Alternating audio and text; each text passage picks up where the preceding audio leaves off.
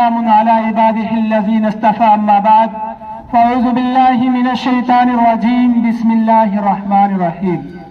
صدر محترم، مہمانان اکرام، اساتذہ اکرام اور ہم جماعت ساتھیوں، آج کا یہ پروگرام جو اسپیچ کمپٹیشن کے نام سے منعقد کیا گیا تھا، آج اس پروگرام میں جس موضوع پر لب کشائی کرنا چاہتا ہوں وہ ہے ماں کی تہذیب۔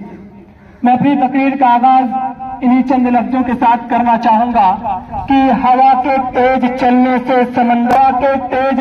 سے سمندر روٹھ جاتا ہے، مسلسل جب گرے پانی تو پتھر ٹوٹ جاتا ہے، اور میری معصوم دعاؤں سے پریشان ہے میرا دشمن، وہ جب بھی وار کرتا ہے تو خنجر ٹوٹ جاتا ہے۔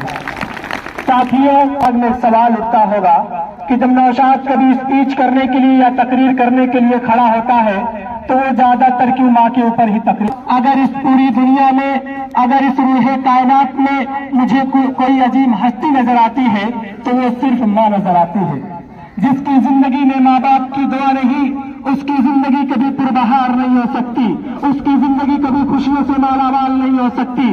آج انسان سب کی دعا لینا چاہتا ہے، ماں باپ کی دعا لینا نہیں چاہتا، مگر یاد رکھنا، آپ کے لیے کوئی بھی بڑے سے بڑا پیر، بڑے سے بڑا عالم، بڑے سے بڑا مفتی، بڑے سے بڑا عزیز، بڑے سے بڑا خطیب اگر آپ کے لیے دعا کر دے تو اللہ چاہے دعا قبول کرے، اللہ چاہے تو رد کر دے۔ وہ قادر و قیوم بے نیاز ہے، وہ چاہے جس کی دعا رد کر سکتا ہے، اس کے لیے اس کو کوئی نہیں پوچھ سکتا، اس پر کوئی فرض واجب نہیں۔ وہ دعا قبول کرے تو کرم ہے، وہ رد کر دے تو اس کا عدل ہے۔ میرے کریم آقا صلی اللہ علیہ وسلم نے فرمایا، کسی کی دعا کی قبولیت کی گارنٹی نہیں سوا ماں باپ کے۔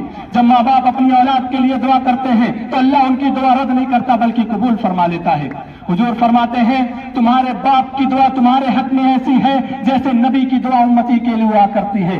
جب ایک ماں اپنی اولاد کے لیے دعا کرتی ہے تو اللہ کا یہ عرش جنبش کرنے لگتا ہے، اللہ کا یہ عرش ڈگمگانے لگتا ہے۔ اللہ فرماتا ہے، اے عرش رک جا۔ عرش فرماتا ہے، کیسے رکوں؟ آج ایک ماں اپنی اولاد کے لیے دعا کر رہی ہے، جب تک تو اس کی دعا قبول نہ کرے گا میں ہلنا بند نہ کروں گا۔ قدرت کی طرف سے جواب آتا ہے، تو نے تو ہلنا بعد میں شروع کیا، اس سے پہلے ہی ہم نے اس کی دعا کو قبول فرما لیا۔ ایک صحابیہ بارگاہ رسالت میں آ کر کہتی ہے، آقا میری ماں شراب پیتی ہے۔ صحابیہ کہہ رہی ہیں، آقا میری ماں شراب پیتی ہے، کیا میں اپنی ماں کی خدمت کروں؟ حضور فرماتے ہیں، بے شک اپنی ماں کی خدمت کر۔ عرض کرتی ہیں، یا رسول اللہ وہ شراب پینے کے لیے میخانے میں جاتی ہیں۔ عرض کرتے ہیں، محبت کے ساتھ سمجھا، اور اگر نہ مانے تو جب وہ شراب پی کر بدہوش ہو جائے تو اس کو ادب کے ساتھ لا